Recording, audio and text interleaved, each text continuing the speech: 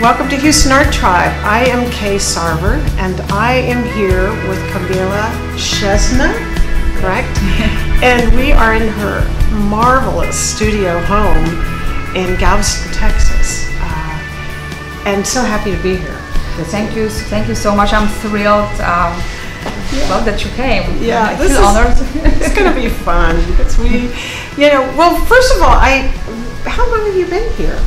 16 years. 16 years, that's a long time. Yes, it was supposed to be a brief adventure, maybe a year or two.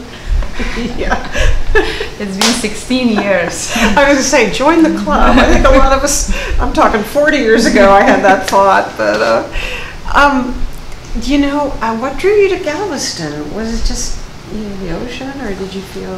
My husband graduated from doctorate studies, and he was offered a postdoctoral position here at UTMB. Okay. And I felt that as an artist I can set up my studio wherever. Yeah. And I didn't suspect that it would be that wonderful. Yeah. That's why the 16 years. That's it, and I love that. That's the kind of thing that just sort of synchronistically happens, doesn't it? I mean, because you have the amazing space here. And by the way, talk about that. Do you feel there's something you would change about your studio, or are you just very happy with it as it is? I am extremely happy about the square footage. Yeah. And I wish that to be finally finished, remodeled, but that's a work in progress. I think that's a common thing for a lot of people. It's, especially when you take on a remodel, because how old is this house? We were told that it was built in 1906, I believe, but it was originally built as much smaller house, and then it was added on. We could actually see, as working on the house, as we work on the house, we see actually that some additions happened later. It's so fascinating. I mean, to know that about the history, and the windows are marvelous in this space. You have these beautiful views and the skies. That's what we were looking for, searching for the house. For those, we need light for living, and also me for working, so that was what we were searching for. It's great. Speaking of work, I so admire your work, and I've been sort of following since I've known you. Thank you. For instance, your large installations, which, like I said, they just seem daunting to me that you take on such a huge project, and then you often show them, overseas, and I'm curious, maybe it's different with each one, but do you ship everything, or do you sometimes work on location, or both? Sometimes they are materials, they are items that I'm attached to. So then I bring them, for example, balloons, which are very important part of those installations, and I need to know that I can rely on them. I need to know that they would last long enough, so I prefer to bring them. But lots of the materials could be bought, can be bought. Bought there. There, yes. Well, but it's funny, if it comes down to something that matters so much that it won't collapse, and I'm assuming balloons can be pretty. Yes, it depends on the quality. Believe me or not, there is a whole array of. They're not just for children's parties. No. Well,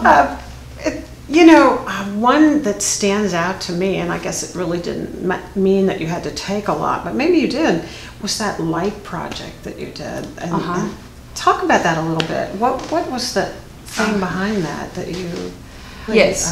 So the city I am from, Wrocław, was a European capital of Europe. And actually, it changes every year. Two different cities are appointed to be such capitals of culture of Europe. And then there's a tremendous amount of happenings, of events, and also huge amount of money invested into art-oriented projects. And there was a certain amount of grants that were, how were designed to be used in areas that are usually neglected, because not that very visible to the tourists, not that very important, the areas that are not that important, that visible within the city. And actually one of those areas that was designated was actually my old neighborhood. My parents still live there. Yeah. Oh my gosh, really personal. So growing up there, I've always had a feeling that there wasn't enough of light over there. And of course, I personally have a very soft, light is very important for me. Yeah. And also growing up, I remember the dark hallways and sometimes dark streets. So I wanted to bring more light as utilitarian element, but also to bring light as aesthetic, and also the form themselves. I really wanted to bring people to place that in the areas where they feel at home, because some of them, especially I'm especially concerned about children, young people. They may probably they have never been to museums. They've never been to galleries. So I thought that maybe that would be a catalyst. I think it's just wonderful, and they're magical. I mean, I see that in a lot of your work. You know, that there's an ongoing sort of theme that you sort of carry through a lot of it. But those, just when you told the story about that, a while ago I think we talked about it, but I just fell in love with them, and they look like they just sort of sprouted there, you know. They're so organic and beautifully done. And, I tried to create forms that would be integrated with the space. Each of them was separately designed for a particular spot. And also this is my take on the natural environment. What does it mean? I grew up in a large city. Yes. I mean, wilderness, it's not my natural environment anymore. I feel a little bit afraid. I mean, city, this is my natural environment. And also just observing the nature, or fauna or flora, how it is able to adjust to the new environment, how jungle takes over old cities, for example, or how birds of prey function in buildings with skyscrapers. So that was my take, to create something that would resemble nature, but then at the same time would be placed in the urban environment. Oh, that's perfect. That is so perfect. Do you find when you work in series generally too? Yes. And so do you find sometimes that one really kind of leads to another unfolding? Oh, definitely. Definitely. I try to use whatever I learned or whatever I discovered, or sometimes the potential question that just sprang up from the previous one, and I try to find the answer or just push it further. Every time I work on object like that, of sculpture like that, there's a question: am I a complete fool? Why? What will I do with it later? But then I think that the art is about not being completely rational, and we do what we need to be doing. Thank you for that. This is why this is important to do these. And I think sometimes it's just, well, we do what we do, and then we'll worry later. No, I love that. I love that. And speaking of, I know when you said three-dimensional, it made me think, because you do. I've seen some of your sketches, and they're just marvelous too. Oh, They're thank just you so full of much. Thank you so life. much. I've done large drawings, but those are easy to store because you just roll them up. I know, boy. So they don't count really as a storage No problem. problem. No, I see that, especially after working with large 3D work. And then we're talking, of course, about your smaller work, which I don't know. I mean, there's all grades of sizes, I guess, but some of those little ones you're doing, or have done anyway. I mean, starting with those white, crisp, sort of bone-like surfaces. It's all clay, right? I mean, that's specifically it's porcelain, beautiful translucent porcelain. Porcelain that I was searching for it for a very long time because I needed something that would have that clay-like, ceramic-like feel, but also would feel very much like 21st century, to have that a little bit almost plastic-like quality, and it has that quality, and it's again, it's translucent, and it shows the detail perfectly. It does. So I love working in that material, with this material. Oh, and then of course adding, you add materials, sometimes cloth, and what I'm really getting excited about are some of these pieces where you've added color to as well. It's just a different thing, but it takes it somewhere else. And I'm trained ceramist, and I was trained as a purist. So everything that wasn't ceramic or ceramic material that it didn't go through the kiln, it was a little bit frowned upon. So I'm still just basically challenging my limits. This is why I do all of my work. I'm just trying to challenge myself and just basically push myself from the comfort zone. So that's why the colors, I don't feel comfortable with colors. That's why I jumped into them, because this is something that I can struggle with. Yeah, and I do remember when you first started it. We all, you even said, I'm uncomfortable, but I'm amazed because you took it there and it so works, at least in my opinion. Thank you so much. They're just, they sort of remind me, I mean, it's all organic anyway, but I've said this to you before, and I hope you don't take this wrong, because to me it's magical, but I see that fluorescence that you see sometimes on the bottom of the ocean coming through the light. And that's actually, this is also, I mean, the strong colors which first I thought that they are so not like nature. And I mean, my work is about body, and it's about living matter, it's about that living mud. My husband's work is a great inspiration for me. He's a molecular biologist. Oh gosh. So that fluorescent is found under the microscope, for example. Yes, I have those images here. So this is one of the techniques. Fluorescence is used widely in science, and also, as you said, bottom of the sea. Only the fact that we don't really encounter it on daily basis doesn't mean that it doesn't exist. It's not there. Oh no, I love it. It just, and they just each take on a life of their own. I'm just excited about it. Thank you.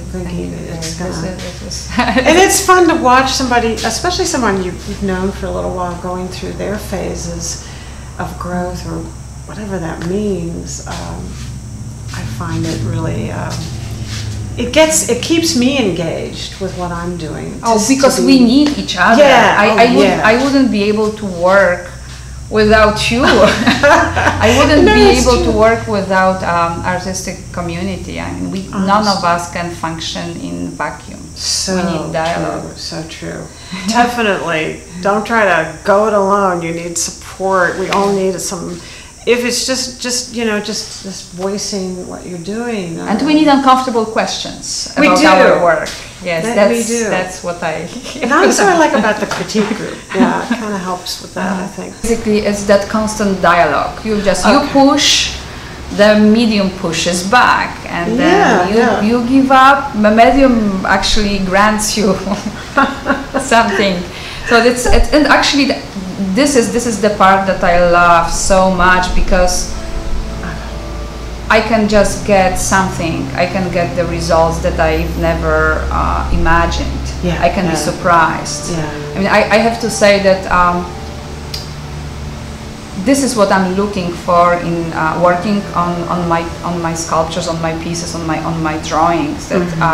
That that big unknown. That actually there's a constant struggle, constant dialogue with me and the surface, with me and the form. Yeah. Because if that would be only about fabrication, if I knew from the beginning how the work will look like at the very end as the finished product, I think that I wouldn't be amused enough to push. I so relate to this, and it's funny because I've even had some artists say, "Oh yeah, I know exactly what the end result's going to be," and I'm thinking, what's wrong with me? No, I think we are just different. We are just different, and depends on what you're after. Yeah, and it is self-discovery. It is. You are learning, and I love that you said that element of surprise, even because that is what drives me. I know not just that, but partly.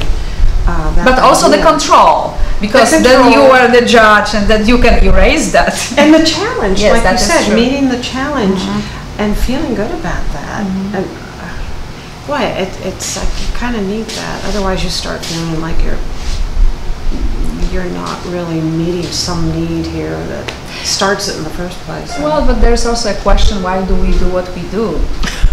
Yeah. I mean, we do it.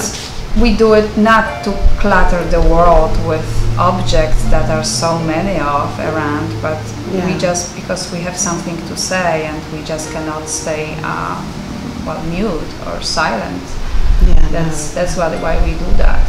That's wonderful. Yeah, we're not trying to clutter. Promise. Promise. And actually, that's always. I mean, every time I work on a piece, and I'm trying, obviously, my best, like everybody, because I don't want to be guilty of creating a useless object that is cluttering the world.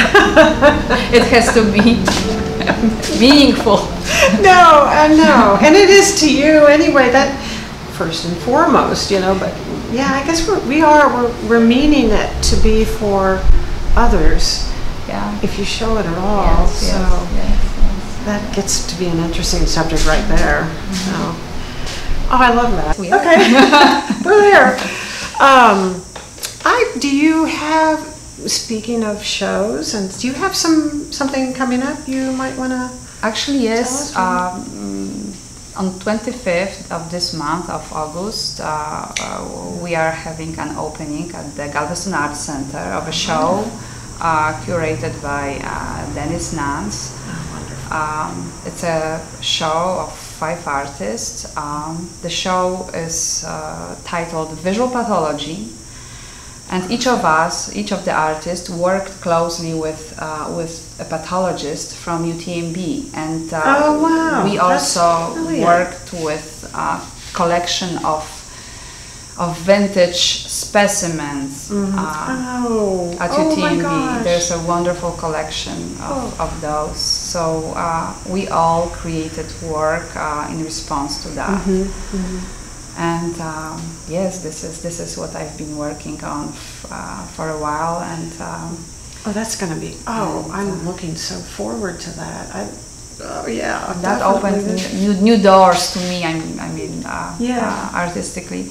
Yeah. And also another show which I'm very thrilled by or with. That's actually show at Silos for the Sculpture Month. Oh yes! Oh yes! So I'm going to create one of my large installations. Fabulous! Oh gosh, I'm so looking forward to that. I just think that's a great space to. Yeah, the space. I do that. I'm thrilled to be part of and also in the process with the prospect of interacting with the space, because it's special. Okay.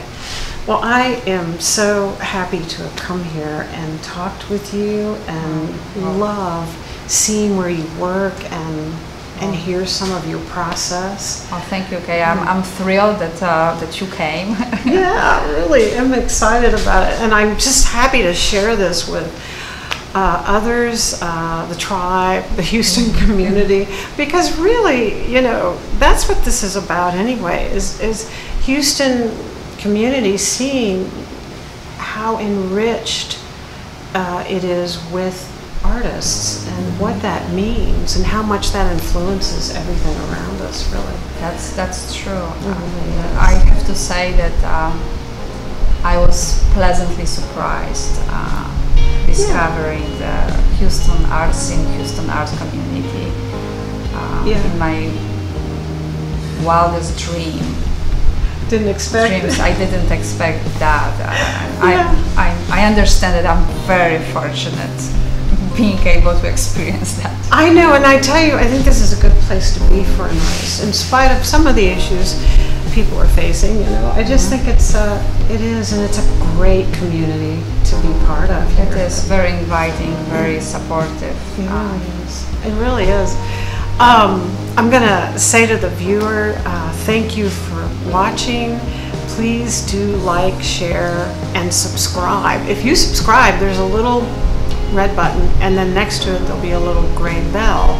If you click that, you'll get notified when the next video comes out. So thank you so much. Thank you so much, Kay. Thank you so much for visiting my studio. See you later. Bye. Bye.